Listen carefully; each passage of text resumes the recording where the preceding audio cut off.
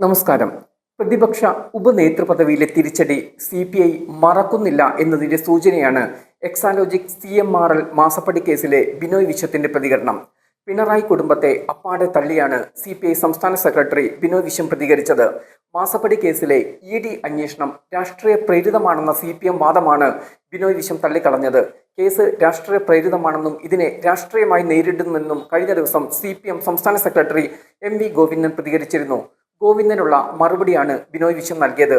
രാഷ്ട്രീയം വേറെ, ബിസിനസ് വേറെ എന്നാണ് CPI സംസ്ഥാന സെക്രട്ടറി പ്രതികരിച്ചത്. ഇത്തരം കൊടുക്കൽ വാങ്ങലിലൊന്നും CPIക്ക് പങ്കില്ലെന്നും പാർട്ടിക്ക് ഇതിലൊന്നും താല്പര്യമില്ലെന്നുമാണ് ബിനോയ് വിശ്വത്തിന്റെ പ്രതികരണം.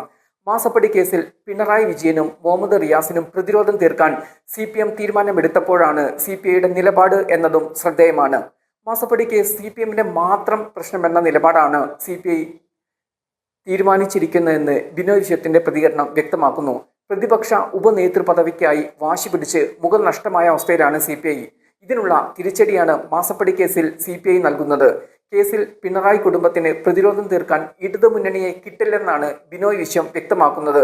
പ്രതിപക്ഷ ഉപനേതൃപദവി CPIക്ക് നൽകണം എന്നാവശ്യപ്പെട്ട് ഇടതുമുന്നണി കൺവീനർക്ക് CPI കത്ത് കൊടുത്തിരുന്നെങ്കിലും CPM അത് ഗൗനിച്ചില്ല.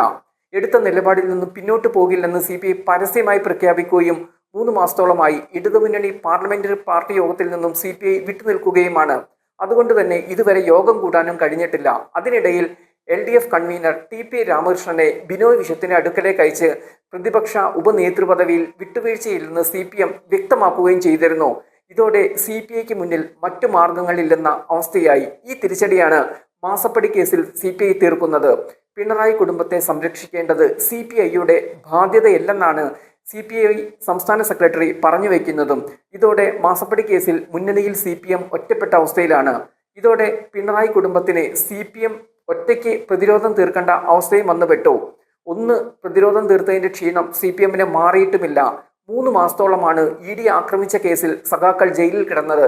ഹൈക്കോടതിയെ സമീപിച്ച ശേഷമാണ് ഇവർക്ക് ജാമ്യം ലഭിച്ചത്. അതുകൊണ്ട് തന്നെ മാസപ്പടി കേസുമായി ബന്ധപ്പെട്ട് മുഹമ്മദ് റിയാസിന് അടുപ്പമുള്ളവരുടെ വീട്ടിൽ നടന്ന ED റെയ്ഡിൽ CPM പ്രതിരോധവുമായി മുന്നോട്ട് വന്നിരുന്നില്ല. എന്തായാലും മാസപ്പടി കേസിൽ പിണറായിക്കും മുഹമ്മദ് റിയാസിനും പ്രതിരോധം തീർക്കേണ്ട ആവശ്യം CPMന് ഇനി ഒറ്റയ്ക്ക് തന്നെ ചെയ്യേണ്ടി വരും.